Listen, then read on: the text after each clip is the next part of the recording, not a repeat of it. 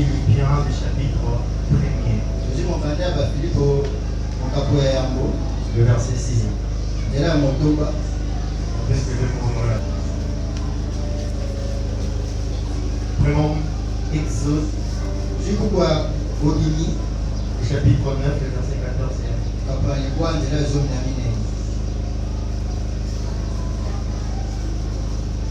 Exode 9, verset 14.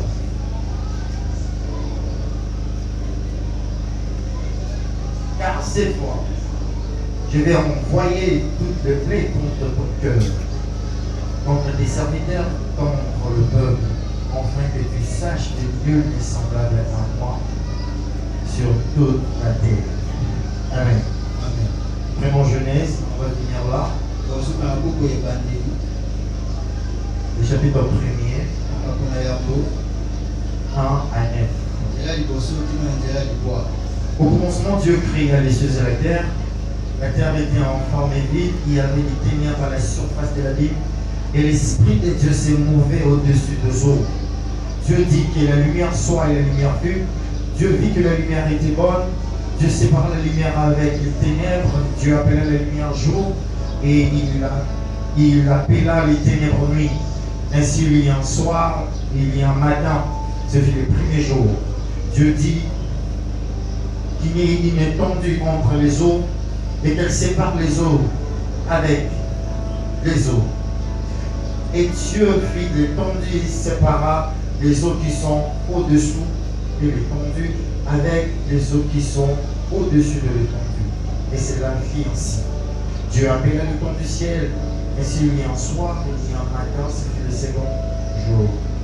Dieu dit que les eaux qui sont au-dessous du ciel se rassemblent à un lieu et que le ciel apparaisse, et c'est la vue ainsi. Amen. Vous pouvez lire Genèse, je préfère être à la maison que nous continuons jusqu'au verset 26e. Et je me propose un thème. Les dieux des accomplissements. Alléluia. Amen. Croyons-nous à un Dieu qui accomplit les promesses. Je ne sais pas, que dire d'autre. On peut le nommer autrement les dieux des achèvements. Les dieux de réalisation. Ça serait mieux de le dire à ton voisin gauche ou de droite. Les dieux de réalisation. Avec conviction et foi, les dieux de réalisation. Alléluia. Amen. Dieu est capable de réaliser toutes choses. Et rien ne lui est impossible. Il est capable, comme on dit, d'amener chaque chose, n'importe quelle chose à l'existence s'il n'existait pas. Il est capable parce qu'il a des capacités qui lui permettent à ce qu'il réalise une chose. Des capacités énormes qui peuvent répondre à n'importe quelle situation pour arriver à une finalité. C'est les dieux qu'on sert. Alléluia. Si Dieu est capable. Nous avons pris des versets pêle-mêle, mais j'essaierai de donner une idée pour qu'on comprenne. C'est Dieu d'achèvement comme les dieux d'accomplissement a une logique par laquelle il travaille pour amener chaque chose à sa finalité.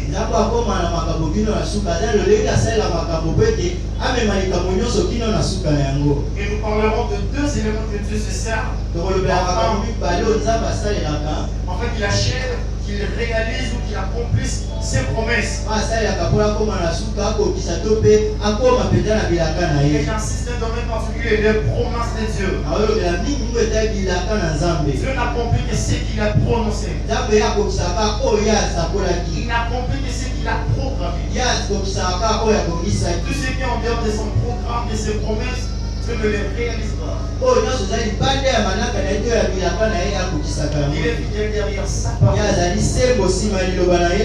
De peur que tu fasses des prières et que cela ne soit pas réalisé, que tu dises Dieu n'est pas un Dieu des accomplissements. Il accomplit ce qu'il a prononcé. Et nous parlerons de ces deux méthodes ou encore de ces deux choses que Dieu se sert de nous. Premièrement, nous parlerons de procédé de Dieu et les processus de Dieu. Je répète, le procédé de Dieu et le processus de Dieu. Souvent Dieu utilise cela, le procédé et le processus.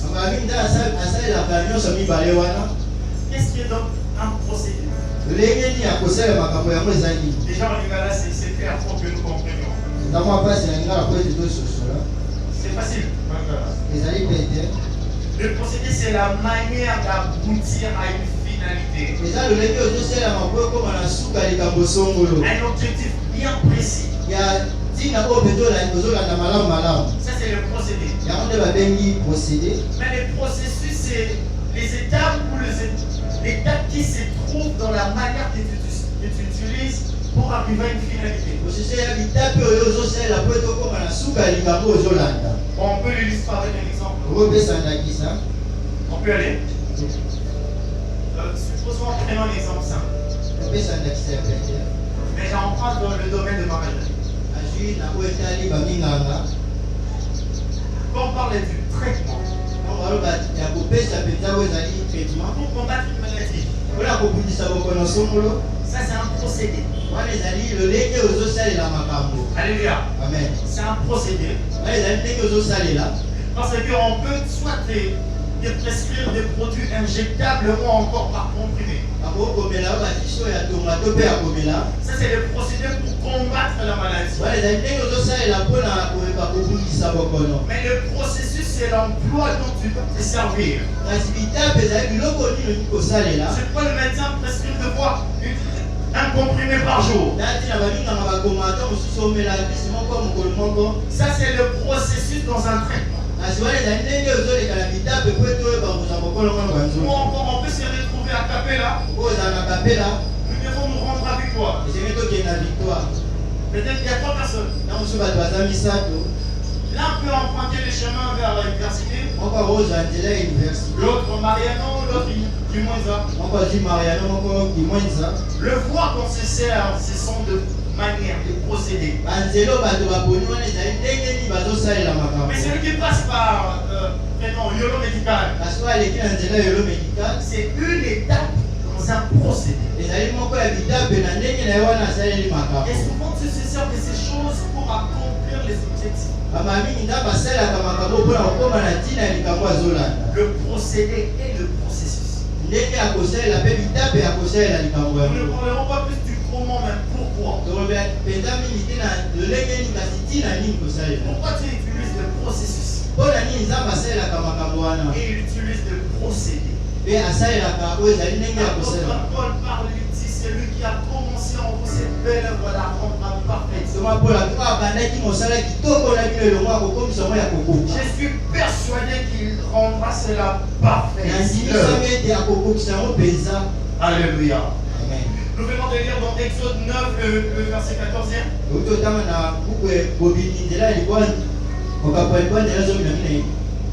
On aurait voulu lire vraiment plusieurs chapitres, mais les temps nous montreraient de faire. Ici, il s'agit simplement de plaie que Dieu s'est organisé afin de frapper les Égyptiens et leurs dieux. Du processus. Enfin qu'il amène quelque chose à l'achèvement. Mais pourquoi nous sommes soumis à la loi ou encore au principe du processus?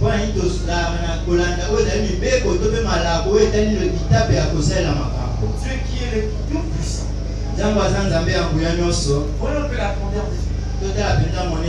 La Bible dit que la lumière soit et la lumière fut. Il n'y a de lui impossible. Et même de lui résister. Il va accomplir quelque chose maintenant là. Mais il a voulu que le monde soit créé par processus. Alléluia. Amen.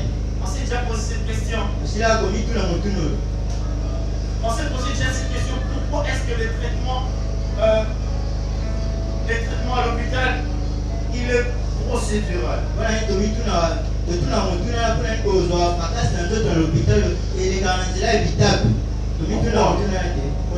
pourquoi on ne construit pas une maison en un seul jour?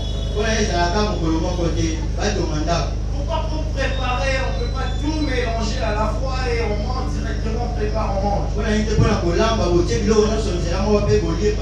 Mais c'est là obéir au processus. J'aimerais parler à quelqu'un à qui tu as parlé, à prononcer des promesses. Dieu a commencé un processus avec toi. Et il va achever ces processus. Il va réaliser. Il est le Dieu qui accomplit des promesses. Parce qu'il est fidèle. Il est capable de tout faire. Alléluia. Amen. Mais pourquoi Dieu permet qu'il y ait le processus? Je nous donne la première raison. Dieu veut que celui par qui lui passe en fait accomplir une promesse, que la personne devienne mûre. Bien-aimé, il est difficile si tu n'es pas mûr que Dieu t'accorde des choses. C'est qu'on appelle la maturation.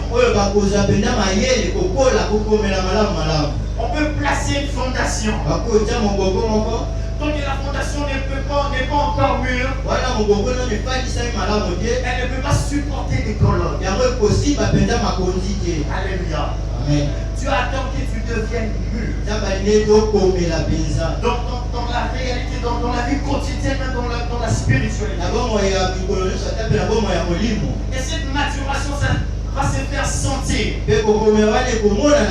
par des actions, des réactions, des agissements, ta manière de supporter, certaines paroles qui se disent contre toi. Ça prouve que tu es mûr. Tu commences à savoir ici je peux parler, ici je ne peux pas parler. Ici je peux encaisser, ici je ne peux pas encaisser. Ça prouve la maturation en toi. La maturation n'est pas seulement la connaissance, mais elle est l'application de la connaissance. Je peux pas connaître, mais si je n'applique pas, je ne suis pas encore mature. C'est pourquoi Dieu veut que nous connaissions afin d'appliquer, de devenir mûrs. Alléluia. Amen. Certains agissements, on ne devait pas réagir en fait. On ne va pas prononcer certaines paroles. Jésus nous a toujours montré cette preuve de maturité qu'il avait. Le pharisien, le pro-pharisien ont contesté qu'il était fils de Dieu et il pouvait revenir à la vie. Mais tu iras nulle part. Quand Jésus est ressuscité de mort, il est apparu aux 12 et à ses disciples. Il n'est pas apparu aux pharisiens. La maturité. Il n'est pas venu pour leur dire, nos amis vont douter, mais voilà. Parce qu'il s'est concentré pour le personne que Dieu lui a donné. À la croix, Christ est monté, on le frappe, on l'insulte. Christ n'a pas fait des imprécations. Mais il dit pardon les car ils ne savent pas ce qu'ils font. Dans la maturité, tu comprendras que ça, il ne faut pas que j'agisse. Tu encaisses non pas parce que tu n'as pas le verbe, mais tu encaisses parce que tu ne comprends pas à ton niveau.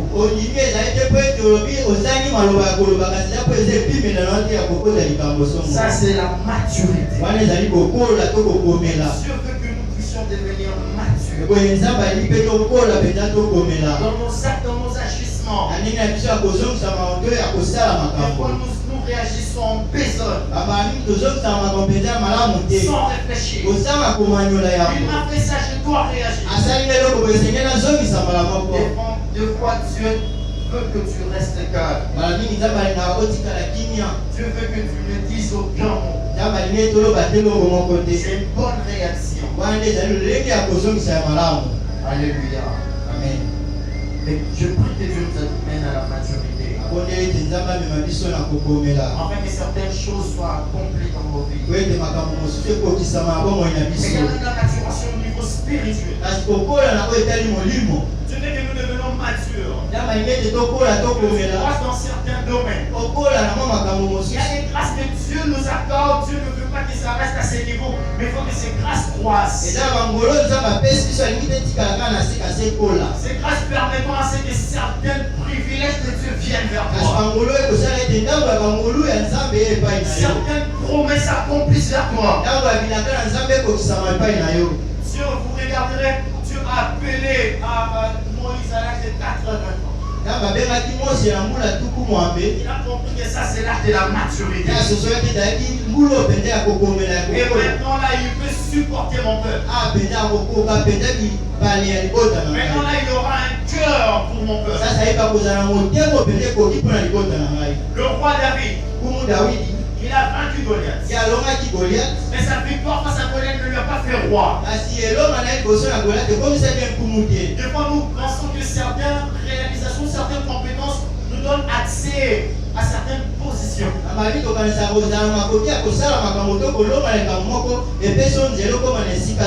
Bien chanter ne fait pas de toi artiste. Il faut avoir aussi la posture. Bien conduire la prière ou bien prêcher ne fait pas de toi pasteur. Il faut avoir un cœur. Des fois Dieu ne te donne pas parce que tu n'as pas seulement ça. Ou je peux dire parce que toi tu te concentres plus aux dons. Il y a beaucoup de choses que tu manques que Dieu peut te donner. Afin que tu parviennes. Parce que celui qui a fait la promesse est fidèle. Il est conduit petit à petit. David n'était pas roi directement. Parce que Dieu ne cherchait pas d'abord un roi. Dieu ne cherchait pas d'abord un guerrier. Dieu cherchait celui qui agira fidèlement selon ma parole. Et David devait passer par ce processus de devenir fidèle. Et si tu continues à lire la Bible, il n'est pas devenu roi directement. Il est d'abord devenu roi à Hébron. Il est devenu roi à Hébron. Et après Dieu lui a donné tout Israël. Il y a des choses à ce que Dieu veut que nous devenions fidèles afin qu'il nous apporte. Et si tu es fidèle à des petites choses, je te confierai. La fidélité appelle la confiance. Plus tu deviens fidèle à Dieu, plus tu te confies. Mais c'est un processus. Dans les livres d'Apocalypse, quand il fait des éloges à l'église de Philadelphie, il dit ceci. Il dit parce que tu as gardé ma parole, je te donnerai la fidélité. Peut-être qu'on aurait dû parler de ça, mais je passe rapidement. Mais la première des choses que nous devons savoir, que nous devons devenir matures. Mature dans tes rapports sociaux, avec les choses de Dieu. Et Dieu est dans un processus. Mais la deuxième des choses, pourquoi Dieu nous soumet à un processus? Parce que c'est un Dieu qui veut se découvrir. Dieu veut se découvrir. Il y a certains domaines de Dieu que nous n'avons pas encore découvert. Nous ne connaissons pas encore totalement bon, la portion que Dieu nous a donnée. Parce que totalement, personne ne peut connaître Dieu. Mais c'est que j'aime avec Dieu. Tout au long de notre vie ici-bas, nous parvenons à les découvrir petit à petit. Il est Dieu qui guérit, il est aussi le Dieu qui ressuscite. Il est Dieu aussi qui bénit. Il est Dieu aussi qui fait ça. Tu les découvres petit à petit. Dieu ne veut pas te donner tout en soi. Parce qu'il sait que tu dois être soumis à sa découverte. Matthieu 8, verset 23 à 27. Vraiment aussi Matthieu 14, 22 à 33. 14, 22 à 33. Matthieu 16. Et Matthieu 17, les 5 premiers versets. Nous allons comprendre que Dieu est en train d'amener son peuple à un processus. Et son peuple est dans une particularité, c'est disciple. Que les disciples découvrent le Dieu qu'ils sait. Qui est Jésus? Ils ont appelé Jésus fils de Dieu, fils de Dieu. Mais est-ce que vous connaissez ce fils de Dieu? Dans Matthieu 8, Jésus fait des miracles. Il renvoie son peuple. La foule, allais-je dire, il monte dans la barque avec ses disciples. Les vents à souffler. Les disciples ont commencé à bouger Jésus. Seigneur, Seigneur, nous allons périr. Ils ont dit, Jésus a gardé la tempête. On ne peut le voir. Pourquoi avez-vous douté? Et ils ont dit une chose. Qui est celui à qui obéissent la mer et la tempête? Ils ont compris que Jésus a le pouvoir de contrôler la nature. Il ne guérit pas simplement que le malade. Pas que la multiplication de pain. Même dans la terre aquatique, il est Dieu. Dans chaque situation, il reste Dieu. Et Jésus, pour leur montrer qu'il n'a pas de cette dimension de calmer la tempête et le vent, il permet une autre circonstance du genre. Matthieu 14. Là, il n'était pas avec ses disciples. Là, maintenant, il commençait à marcher sur les eaux. Il commençait à marcher. Et quand ils ont vu Jésus, ils ont cru que c'était un fantôme. Et Pierre même a osé dire, si c'est toi encore que je viens. Il dit, approche-toi. Et quand il a vu comment est-ce que le vent soufflait, il commençait à enfoncer dans l'eau. Il dit, Seigneur, sauve-moi. Mais c'est que j'ai. C'est la réaction des disciples. La Bible dit ceci. Après cela, ils ont adoré. Ils ont dit certainement tu es le Fils de Dieu. Et dans le processus de Dieu, Dieu à une étape que nous puissions l'adorer. Tu comprendras que tu ne vas plus adorer par les sens, mais par la connaissance. Ils l'ont adoré pour ce qu'il était. J'aime la chanson du pasteur Adam. Il dit, bon, chanté par la sœur Nadège. Allons te compte de ce que je sais et non de ce que je sens. Notre adoration sur la personne de Dieu, ce sont des faits de sensations. Les vrais adorateurs adoreront Dieu non par sa sensation, mais en vérité par la connaissance.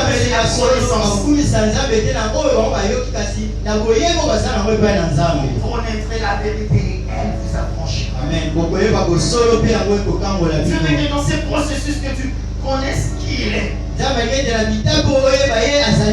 En fait, de mieux l'adorer. Lisons quand les enfants d'Israël sont sortis de l'Égypte. Ils ont commencé à louer Dieu autrement. Au début, Moïse est venu leur dire, l'Éternel va nous délivrer. Cela n'était que dans leur sens. Mais quand ils ont vu l'œuvre miraculeuse de Dieu, ils ont adoré en tant que personne de Dieu, non par l'essence. Dieu nous apprenne à l'adorer par connaissance.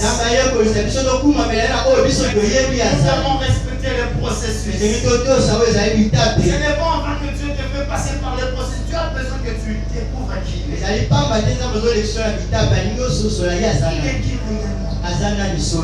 Alléluia. Pourquoi il permet ça? Et qu'est-ce qu'il veut de toi? Que tu deviennes mature. Que tu connaisses le Dieu que tu sais. Dieu nous soumet à des processus. Quelqu'un peut vouloir être dans le processus de Dieu. Que Dieu nous soumette dans son processus. Que Dieu nous change. Qu'il nous transforme. Mais cela ne s'est pas arrêté que dans Matthieu 14. Même dans Matthieu 16. Est-ce qu'on pose la question? Qui suis-je pour vous? Mais avant même qu'ils disent qui suis-je pour vous, leur dit qu'est-ce que les gens pensent de moi? Les disciples ont dit, ils ont quelle unanimité? Ils disent que tu es Jérémie. Ils ont dit, d'autres disent que tu es Élie. Et il dit maintenant, qui suis-je pour vous? C'est Pierre qui prononça la parole. Tu es le Fils de Dieu. Tu es le Christ, le Fils de Dieu. C'est qui m'a toujours élevé. Et que tous les disciples ont parlé de ce que les gens disent de Jésus. Mais une seule a été révélée de ce que Jésus était. On peut connaître tout ce que les gens disent du frère Gachot. Mais est-ce que nous connaissons de ce que Dieu dit de lui? On peut tout connaître de ce que l'on dit. Mais quelle est la qualification que Dieu lui donne? Il a apporté une connaissance là. Ils ont compris cela. Mais ils n'ont pas encore découvert la chose de Dieu. Parce que c'était quoi qu'ils devaient découvrir? Pour Pierre particulièrement. Jésus lui dit ceci. Je te donnerai les clés. Et comprendre que Christ est aussi le Dieu qui établit. Il positionne. Et ce ne s'est pas arrêté là dans Matthieu 17. La transfiguration de Christ. Ils ont compris que Christ est incomparable. On ne peut pas le comparer à Élie ni à Moïse. Il est unique. Dans la découverte de Dieu, nous arrivons à comprendre que Dieu est unique. Personne n'est semblable à Dieu. Alléluia. Amen. Dieu nous soumet dans les processus. Donc, nous venons de le lire dans Jeunesse première. Le Dieu a commencé à créer. Il avait la jour, matin, ténèbres, nuit. Et la Bible dit ainsi un soir et un matin. Alléluia. Amen. Je vais dire à quelqu'un que nous soumet un processus parce qu'il y a un temps. Le processus. Et pourquoi encore il nous soumet à des processus? Il est le Dieu qui permet que nous connaissions beaucoup de choses. Il veut plutôt que nous connaissions beaucoup de choses. Comme quelqu'un l'a dit. C'est pas en on peut apprendre le français à l'école primaire, aux humanités, à l'université, les docteurs en français, le même français. kaka français wana oyo ezali kokende liboso On étudie que les Français. ozotanga koyekola kaka français Il y a certains domaines eza na makambo qui mosusu n'ont pas encore connu. oyebi nano te Ça va dépendre de la manière dont tu grandis. yango ezotalisama na lolenge ozali kokola. Alléluia. Amen. La manière dont tu grandis. ndenge nini ozali kokola Dieu te donne des choses progressives. nzambe aopesa yo makambo etape na etape lolenge ozali kokola Comment tu comprends?